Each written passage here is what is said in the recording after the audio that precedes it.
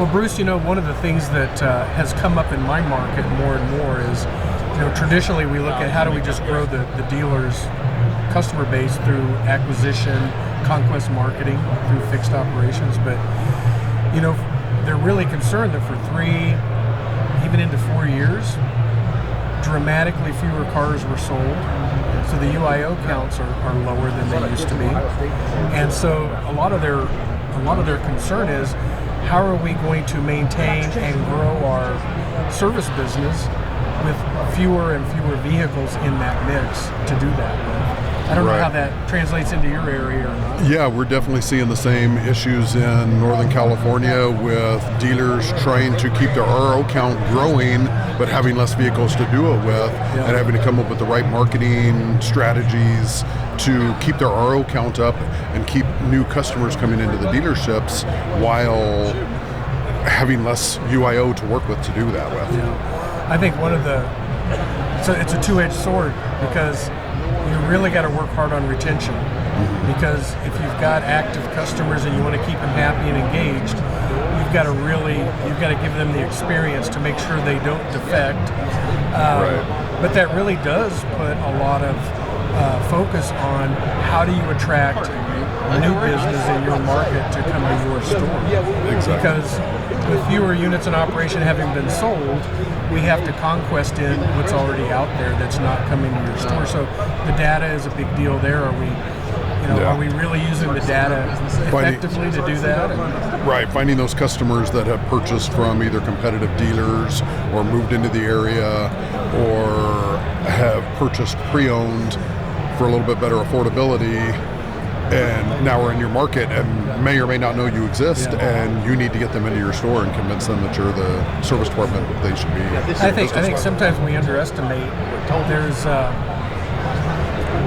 every day there are so many transactions involving the transfer of ownership of vehicles that you may have an active customer today, but they sold it themselves online to another individual. You've got to have the right data to go out and find that transaction, and now it's the same VIN number, but it's a new conquest customer that we've got to touch and get them to see the value of bringing the vehicle into your dealership. So I think it is a balancing act. No more can we focus on just retention or growth and conquest. It really has to be a good balance of both, because if we bring those new customers in, we want to turn those into new owners. We want to sell them a new vehicle or a CPO unit. We definitely want to keep them in the service cadence. So that's a big part of where digital marketing comes in as well, because that customer may be Googling search terms, and having the digital marketing will bring your dealership name up to the top of their searches to keep them coming to your store, or the new owner to come to your store that may or may not be looking at the previous owner service records and where it was previously serviced. I think that's a big change I'm starting to see finally. Is we used to have customers that were all in on direct mail, and then we had some that didn't want direct mail at all. They only want to do digital because it's cheap, fast, easy. But really, I think a lot of them have come to realize you need to have 3 to 4 legs to your marketing stool. I mean, you've got to have what touch point is really going to get to that customer. So you really can't take one component out and have a really well-rounded marketing campaign. You've got to balance them all out. And over time, those customers, you can monitor, hey, they respond consistently to email. Well, now you know your messages can be focused through that channel.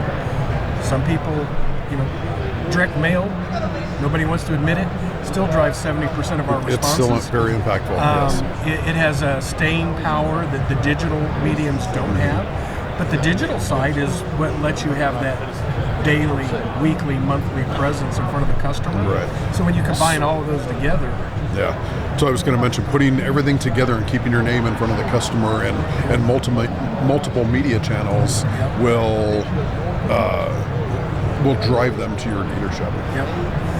Yeah, and I think everybody's starting to figure out that we've got a new generation of people that, due to the cost, due to the economy, due to the age group that they're in, they're not as car-centric.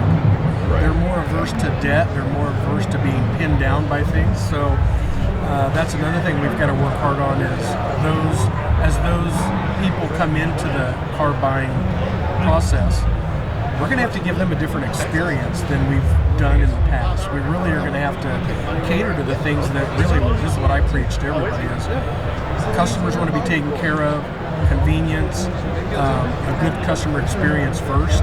Everything else is secondary.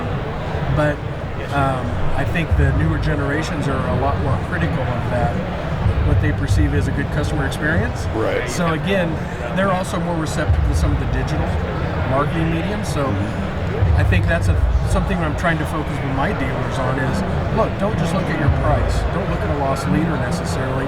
How can you build an experience for that customer to come in so they don't dread the visit? Right. So they don't think they're going to have to take all day to come in and get an oil change. Those are the things that really keep them from coming in. Exactly. Yeah, finding out what their needs and wants are and working around that to build the customer experience.